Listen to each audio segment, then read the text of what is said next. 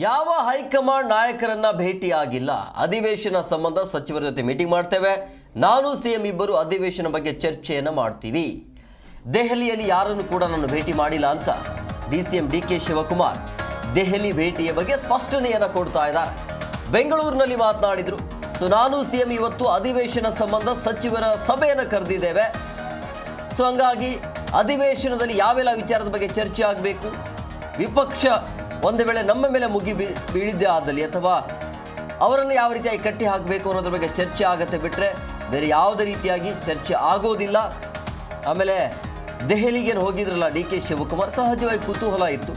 ಒಂದು ಕಡೆ ವೇಣುಗೋಪಾಲ್ ಸಿದ್ದರಾಮಯ್ಯನವರು ಮಧ್ಯಾಹ್ನದ ಮೀಟಿಂಗ್ ಮಾಡ್ತಾ ಇದ್ರೆ, ಲಂಚ್ ಬ್ರೇಕ್ ಇದ್ದರೆ ಡಿಸಿಎಂ ಡಿ ಕೆ ಶಿವಕುಮಾರ್ ದೆಹಲಿಯತ್ತ ಹೋಗಿದ್ರು.